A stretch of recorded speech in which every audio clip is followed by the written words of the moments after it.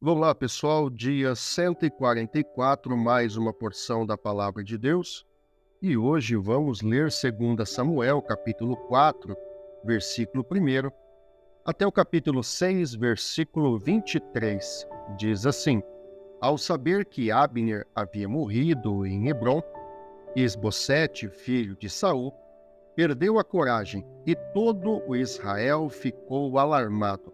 Ora, o filho de Saul tinha a seu serviço dois líderes de grupos de ataque. Um deles chamava-se Baaná, o outro Recabe, ambos filhos de Rimom de Beerote, da tribo de Benjamim. A cidade de Beerote era considerada parte de Benjamim. O povo de Beerote fugiu para Gitaim e até hoje vive ali como estrangeiro. Jonatas, filho de Saul, tinha um filho aleijado dos pés. Ele tinha 5 anos de idade quando chegou a notícia de Jezreel de que Saul e Jonatas haviam morrido. Sua ama o apanhou e fugiu, mas na pressa ela o deixou cair e ele ficou manco. Seu nome era Mefibosete. Aconteceu então que Recabe e Baaná, filhos de Rimom de Beerote, foram à casa de Isbosete na hora mais quente do dia, na hora do seu descanso do meio-dia. Os dois entraram na casa como se fossem buscar trigo, traspassaram-lhe o estômago e depois fugiram. Eles haviam entrado na casa enquanto Isbosete estava deitado em seu quarto. Depois de o transpassar e matar, cortaram-lhe a cabeça e, levando-a, viajaram toda a noite pela rota da Arabá. Levaram a cabeça de Isbosete a Davi em Hebrom e lhe disseram: Aqui está a cabeça de Isbosete, filho de Saul, teu inimigo, que tentou tirar-te a vida. Hoje o Senhor vingou o nosso rei e senhor de Saul e de sua descendência. Davi respondeu a Recabe e a Baaná, seu irmão, filhos de Rimom de Beerote: Juro pelo nome do Senhor que me tem livrado de todas as aflições. Quando um homem me disse que Saul estava morto, pensando que me trazia boa notícia, eu agarrei e o matei em Ziclag como recompensa pela notícia que trouxe. Muito mais agora que homens ímpios mataram um inocente em sua própria casa e em sua própria cama. Vou castigá-los e eliminá-los da face da terra, porque vocês fizeram correr o sangue dele. Então Davi deu ordem a seus soldados e eles os mataram. Depois cortaram as mãos e os pés deles e penduraram os corpos junto ao açude de Hebrom, mas sepultaram a cabeça de Isbosete no túmulo de Abner em Hebrom. Representantes de todas as tribos de Israel foram dizer a Davi em Hebrom: Somos sangue do teu sangue. No passado, mesmo quando Saul era rei, eras tu quem liderava Israel em suas batalhas. E o Senhor te disse: Você pastoreará Israel, o meu povo, e será o seu governante. Então todas as autoridades de Israel foram ao encontro do rei Davi em Hebrom. O rei fez um acordo com eles em Hebrom perante o Senhor, e eles ungiram Davi rei de Israel. Davi tinha 30 anos de idade quando começou a reinar e reinou durante 40 anos.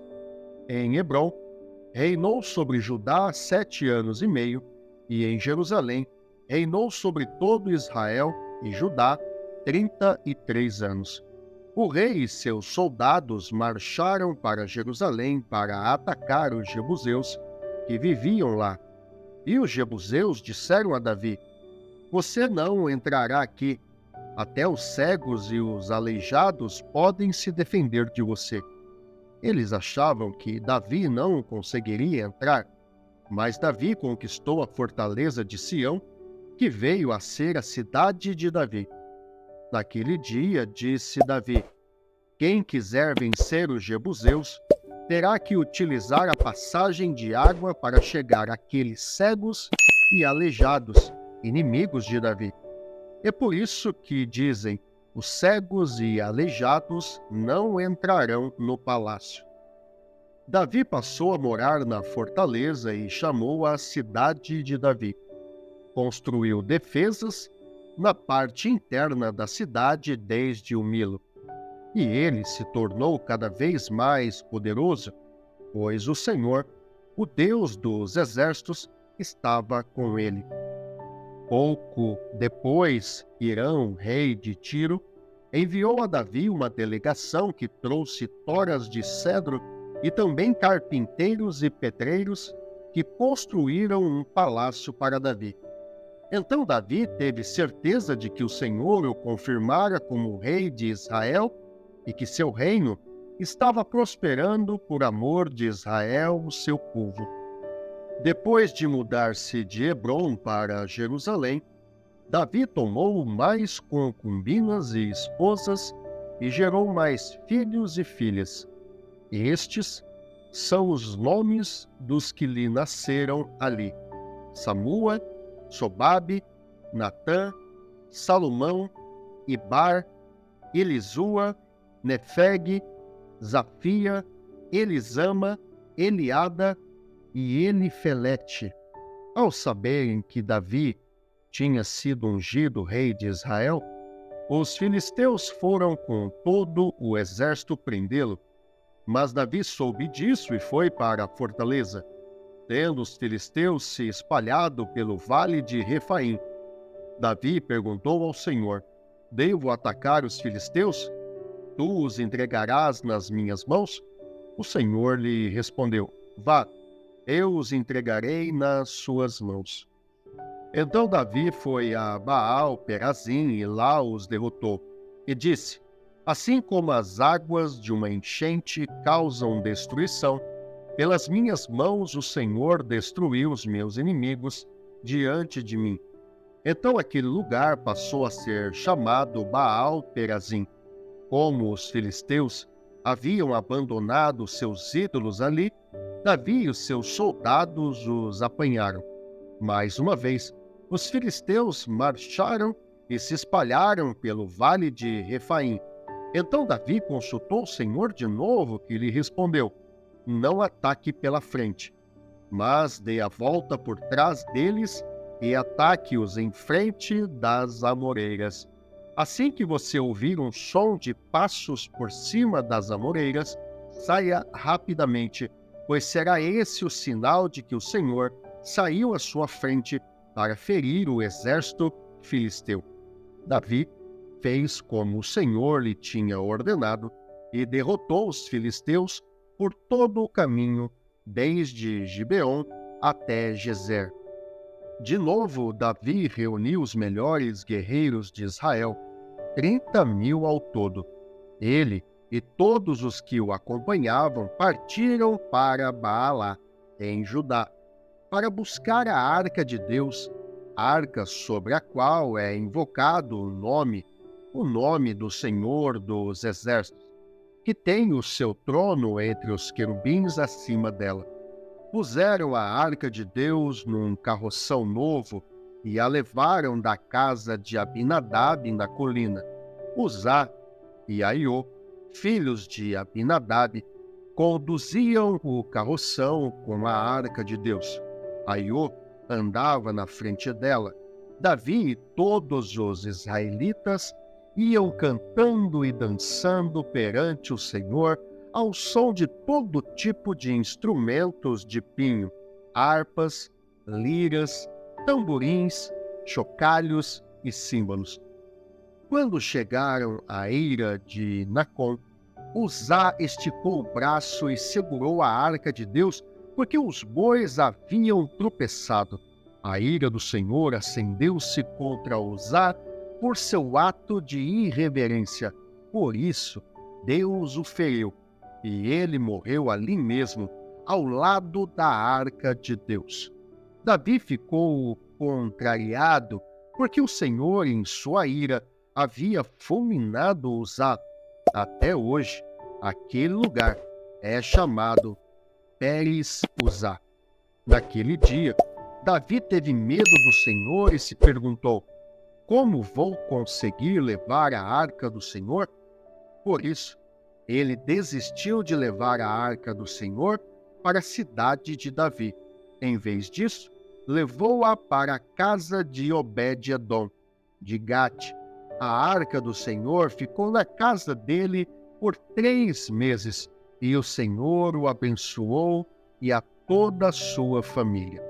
E disseram ao rei Davi: o Senhor tem abençoado a família de Obed-edom e tudo o que ele possui, por causa da arca de Deus. Então Davi, com grande festa, foi à casa de Obed-edom e ordenou que levassem a arca de Deus para a cidade de Davi. Quando os que carregavam a arca do Senhor davam 6 passos, ele sacrificava um boi e um novilho gordo.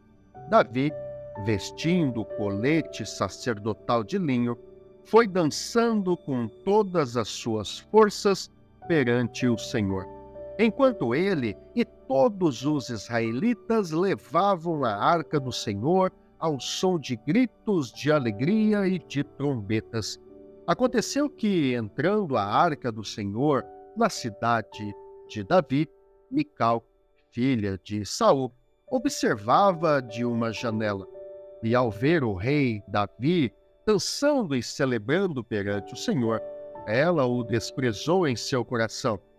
Eles trouxeram a arca do Senhor e a colocaram na tenda que Davi lhe havia preparado, e Davi ofereceu holocaustos e sacrifícios de comunhão perante o Senhor. Após oferecer os holocaustos e os sacrifícios de comunhão, ele abençoou o povo em nome do Senhor dos Exércitos e deu um pão, um bolo de tâmaras e um bolo de uva passas a cada homem e a cada mulher israelita. Depois todo o povo partiu, cada um para a sua casa. Voltando Davi para casa para abençoar sua família, Mical, filha de Saul, saiu ao seu encontro e lhe disse: como o rei de Israel se destacou hoje, tirando o manto na frente das escravas de seus servos como um homem vulgar. Mas Davi disse a Mical: foi perante o Senhor que eu dancei, perante aquele que me escolheu em lugar de seu pai ou de qualquer outro da família dele, quando me designou soberano sobre o povo do Senhor, sobre Israel. Perante o Senhor celebrarei e me rebaixarei ainda mais e me humilharei aos meus próprios olhos, mas serei honrado por essas escravas que você mencionou. E até o dia de sua morte, Mical, filha de Saul, jamais teve filhos. João capítulo 13, versículo 31, até o capítulo 14, versículo 14. Depois que Judas saiu, Jesus disse: agora o Filho do Homem é glorificado, e Deus é glorificado nele. Se Deus é glorificado nele, Deus também glorificará o Filho nele mesmo, e o glorificará em breve. Meus filhinhos, vou estar com vocês apenas mais um pouco. Vocês procurarão por mim, e como eu disse aos judeus, agora digo a vocês: para onde eu vou, vocês não podem ir. Um novo mandamento dou a vocês: amem-se uns aos outros. Como eu os amei, vocês devem amar-se uns aos outros. Com isso, todos saberão que vocês são meus discípulos, se vocês amarem uns aos outros.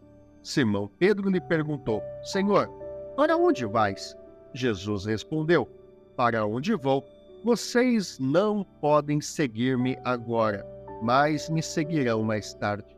Pedro perguntou: Senhor, por que não posso seguir-te agora? Darei a minha vida por ti. Então Jesus respondeu: você dará a vida por mim? Asseguro que, antes que o galo cante, você me negará 3 vezes. Não se perturbe o coração de vocês. Creiam em Deus, creiam também em mim. Na casa de meu pai há muitos aposentos. Se não fosse assim, eu teria dito a vocês: vou preparar lugar para vocês. E quando eu for e preparar lugar, voltarei e os levarei para mim, para que vocês estejam onde eu estiver. Vocês conhecem o caminho para onde vou. Disse-lhe Tomé: Senhor, não sabemos para onde vais. Como então podemos saber o caminho? Respondeu Jesus: Eu sou o caminho, a verdade e a vida. Ninguém vem ao Pai a não ser por mim. Se vocês realmente me conhecessem, conheceriam também o meu Pai. Já agora vocês o conhecem e o têm visto. Disse Filipe: Senhor, mostra-nos o Pai e isso nos basta. Jesus respondeu: Você não me conhece, Filipe, mesmo depois de eu ter estado com vocês durante tanto tempo? Quem me vê, vê o Pai. Como você pode dizer: mostra-nos o Pai? Você não crê que eu estou no Pai e que o Pai está em mim? As palavras que eu digo não são apenas minhas. Ao contrário, o Pai que vive em mim está realizando a sua obra. Creiam em mim quando digo que estou no Pai e que o Pai está em mim. Ou pelo menos creiam por causa das mesmas obras. Digo a verdade: aquele que crê em mim fará também as obras que tenho realizado. Fará coisas ainda maiores do que estas, porque eu estou indo para o Pai. E eu farei o que vocês pedirem em meu nome, para que o Pai seja glorificado no Filho. O que vocês pedirem em meu nome, eu o farei. Salmos 119, versículo 17 a 32. Trata com bondade o teu servo, para que eu viva e obedeça a tua palavra. Abre os meus olhos para que eu veja as maravilhas da tua lei. Sou peregrino na terra, não escondas de mim os teus mandamentos.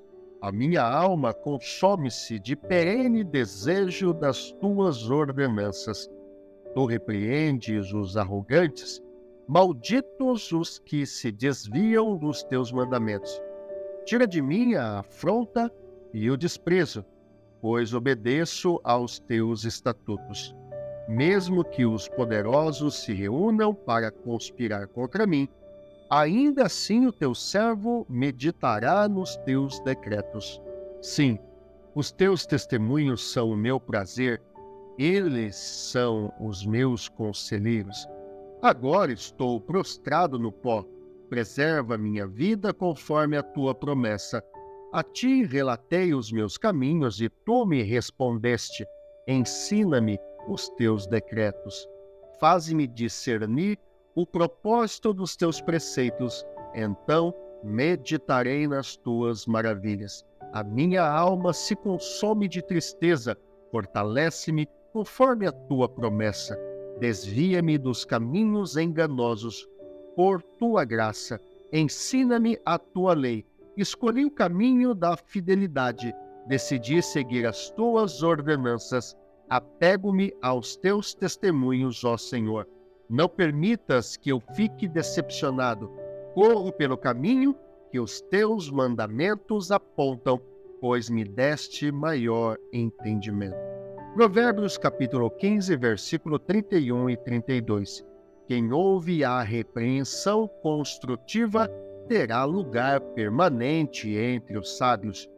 Quem recusa a disciplina faz pouco caso de si mesmo, mas quem ouve a repreensão obtém entendimento. Louvado seja Deus! E esse foi o dia 144 da porção da Palavra de Deus.